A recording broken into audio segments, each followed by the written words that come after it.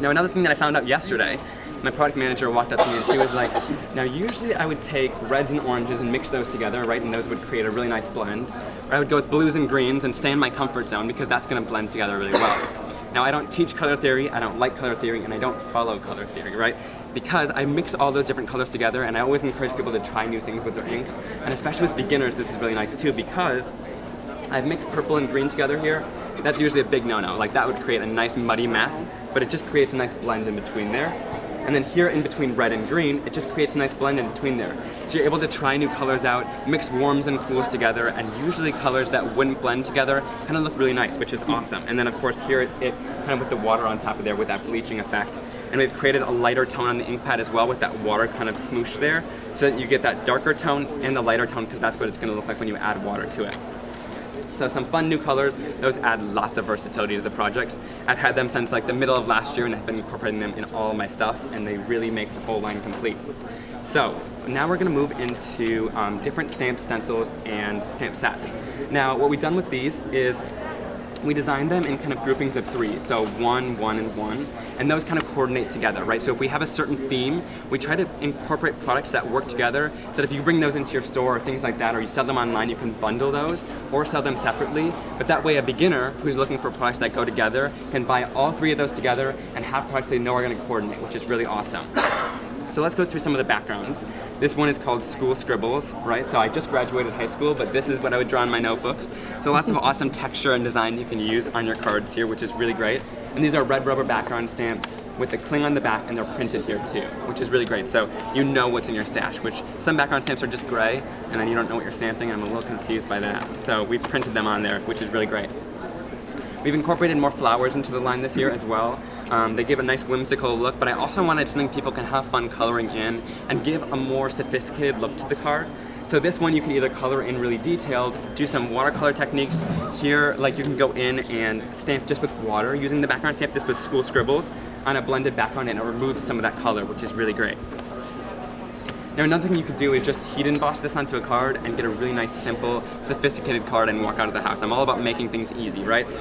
Now these next 2 background stamps are really fun and super versatile. A lot of people have been picking these up fast and loving them because I'm not a big into masking, like having to tape off certain sections of a background stamp to get a certain part of it. That's not me. I'm not about to do that, and that's a lot of work, right? So we've made it a little bit easier. This one's dirty. Yours will come clean if you buy it. But these peel apart. They have cutouts in them. So this has 2 groupings, 3, and then you get 2 trees separately. So you can either stamp these in different colors, stamp one at a time, no more having to cut out the images and hear them. All you have to do is stamp them onto your card and you get one image or whatever part of the background stamp that you like. So we've been doing this for a while. We have a music note background stamp, a wave background stamp, this new background stamp called Timber, and then we've made the lines kind of jaggedy, so this makes it easy to know where they fit back together, so you can easily piece it together and put it right back on your acetate sheet and stamp the whole background together, which is really great. And the next one is called Watercolor Blooms. This one has some cool textures in here.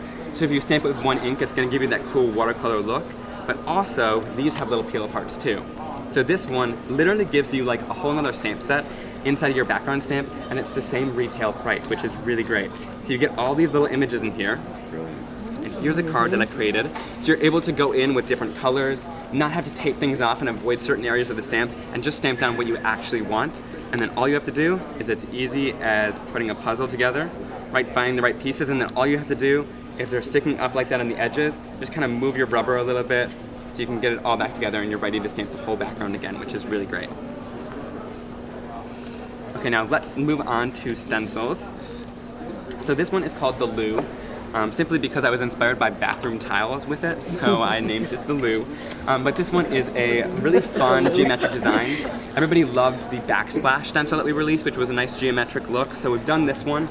And I use all these designs just in backgrounds. So here I've done that texture. Would this texture usually be in the sky? No, but I encourage people to just incorporate the color and texture in there because it adds a lot to your card rather than just blending a blue background out. Now this next one is called Leafy Greens. What I like about this one is we've left a little bit of room in between here because you can blend it out once and get this nice, more sporadic background, which is really great. I blended that using the Tropical Tango. And then you can flip it and rotate it a little bit to fill in some of those areas in between there. And then I've went in with Psych too, and you can get a more filled in background, which is really great. So, and then I've also blended it out into white, so you can see you don't really get harsh marks with the ink. They blend out really nicely into the surface of the cardstock, which is great. The next one is called Cordial Critters. What I like about this is you're able to go in with little detail blending tools and get certain parts of the image that you want. Or you can go in with texture paste since it's a nice thin line image. What I also like to do is never don't think that your stencil is just to put ink through. You can put ink on it as well. So here I went in with the inks and water, and you can get a really cool blended stamped effect, and it gives a really great look on the background. And these are at a great price point too. They're like $5 for a stencil, which is really great for all the different things and backgrounds you can create with it. This next one is called Window Maker, so we're continuing the maker line of our stencils. We had Flower Maker and Shell Maker in the past, and this one creates a beautiful looking 3D window on it. I love stamped layering, but I'm not obsessed with the $25 price point and the limitations that it puts you on with the stamped layering. So here with the stencil, it's like $5 again, and you're able to layer these together and get different effects, so you can shade and blend with different colors of ink in here and get those really cool layered effects. And also if I wanted to do texture paste on here and get some really cool looks, you can do that with the stencils. So here's what it's going to look like in the background, and it fits perfectly onto an A2 size card. But then you can also mask it off and put a Christmas tree on there. So really these products work for all year long, which is great. Now let's move on into the stamp sets. These are clear 6x9 stamp sets. And they're made with photopolymer, which is one of the highest quality, so it's going to give you a really great stamped image. Now I wanted to do a line of sentiments. This was long overdue because if you're too lazy to color in little critters and you've made a background, because we've all got backgrounds in our craft room, and then you want a quick sentiment for an easy card, all you have to do is stamp one of these onto there and you're ready to go out of the house with a super quick and simple card. And this is in my handwriting too, so you're not going to get this anywhere else. Nobody can just type it up, right? So that's really awesome. And then just some encouraging sentiments like you're a blessing, follow your dreams and don't let anyone stop you, I'm so proud of you, and different sentiments like that that are super versatile and really great encouraging sentiments for cards to send them out. This next one is called Bird Buddies. What I like about this is you got lots of different birds in here, super playful style. You also get things to add them onto. What I like about my stamp sets too is they're a larger scale of image. A lot of times I see stamp companies release stamp sets that are this size and try to pack 20 images onto it, but then you have to use 20 images in order to make a card because one image in the center of your card isn't going to suffice. So these are nice larger images. You're able to use, maybe put 1 or 2 in the center of your card. If you want to, you can create a scene, but if you want just a quick couple images and then you're ready to go with the card, you can do that as well. Now this one is called Puppy Puns. So you get all different types of dogs in here. All these designs are hand drawn by me, but what you're able to do is take these, there's different paws and tails in here. You can make them peeking over sentiment banners. You can make them go through the window as well, kind of peeking out through the window. You got some little puns in here like don't let the paparazzi stop you, but really great fun images that you can incorporate to color in whoever's dog you're giving it to, which is really great. And we have other stamp sets like the astronaut helmet, we have space training, and all these will fit inside of there. So we don't encourage people to get rid of their stamp sets, we encourage them to keep them out, keep using them, and incorporate them with other things in the line, which is really great. This next one is called Flower Picking Friends. We waited to release this one because we released something along with it, which is really fun. This one has larger flowers into it, which is really great, but then you can make them holding the flowers. So in true Simon Hurley Create fashion, we had to incorporate the little critters on here. If you want a sophisticated card, you get lots of versatility with these flowers, but if you want to make it more playful and fun, you can make them holding the flowers as well. And then also they could be like mummies or zombies later throughout the year and Halloween as well. So you gotta think of all the different kinds of things when you're using different stamp sets. Awesome, and then this is my Simon Hurley Create Stark White cardstock as well. This is 110, really bright white, heavyweight cardstock. I put it in a pack like this so you can cut it down to whatever size card you want, whether you're making interactive cards or things like that, but also because I've noticed a lot of the cardstocks on the market have like a coating on top of it, and you don't really notice, but halfway through a background when you put your fingers onto it, there's then fingerprints there because your ink didn't sink into the surface. So this lets your ink sink right into the surface, gives you a nice true color, and also works great with watercolor techniques and different things like that, which is awesome. And then let's finally move into the washi tape strips. So lots of people have washi tape, they collect it in the back of their craft room. Sometimes it's hard to store, right, because you got all those different tapes. So this one's really easy because it's those thin tape strips on sheets. So they're like paper thin. You can store them in the back of your stamp pocket with this stamp set if you want to. But we made it so that the designs coordinate. So if you made a card with this, you want to put this on the outside of the envelope or do whatever you want with it. Another thing that I think is really fun with this, so here are all the different designs on it. They're also on the board right there, all taped out as well. So you get different flowers in there. We put lots of the images together and shrunk down the artwork and colored it in. so that it's really great so you can kind of coordinate everything together. But I've never really seen washi with designs like this on it. Usually I see little colors and things like that. So this is really unique and playful. And the fact that we made this middle strip larger as well, because what you can do is peel this off or cut in between there, right? So you can cut in between the different designs, peel it off. It's the same washi tape material. And also we have it on that kind of clear background because it'll fade right into the white cardstock. So if you cut that and want a quick and simple card, right, cut that in half, stamp a sentiment underneath it, add a colored border on either side, you've got a quick card, right, run out of the house with it. People are also into decorating their planners, so maybe cut in between one of the little images. You don't have to cut around the image, just a straight line in between, and then it'll blend in with the cardstock there with the white background. So little stripes of ladybugs down there. It really adds lots to your projects, envelopes, planners, or different things like that as well. They're really versatile with the different images, and we hope they get more use out of them too. It's a great price point for the different sheets. You get 8 sheets in a pack and lots of design in there, which is really great.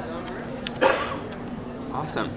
So, you guys want to see anything? Are you interested Are you gonna breathe now? Yeah, right? You're awesome. Thanks, thank you very much. You guys, are you interested in seeing any projects or anything with any of these Can you just supplies? remind me how you did this one? Yeah, definitely. So let's do that quick. So I'll go into here. This is this dark white cardstock that I'm working on. I'm going to grab my Cordial Critter stencil here. And I work on the glossy side because that's going to let the color bead up a little bit more and transfer it to the cardstock a little bit better. Then I'll go into here. Let's grab some ink. I'll go in with some Slippery When Wet. Add that to the center, so add lots of ink down there. I didn't catch it the first time. I just wanted to know. Okay. And then there's Bee Sting. Add that color down to there. And then we'll go in with one of the new colors, Tropical Tango. And I always tell people, don't be afraid of your ink pad, right? Add lots of ink down into there because it's going to give you a better result in the end. We've got Dina Wakely's spray bottle here. This is Tim Holtz's Distress Sprayer, but she's covered it in some awesome paint. So we're going to spray that down, make sure you got lots of spray onto there, right? And then once you're done with that, I always tell people it's a plastic surface, so it's not going to transfer ink as well, so you have to add lots of water to it. Make sure that color is moving, so even a little bit more would probably be good. There we go. Once you get that color moving and mixing, you know you're good. And clean off my surface, grab the cardstock, and then you're able to just place it down onto the surface there. Grab a piece of paper towel, and then when you're going through the stencil, I always tell people blot it off with a paper towel, because if you do your fingers, you're just going to spread the ink around. If you do a paper towel, it'll seep right into there if it's smooshing out of the stencil.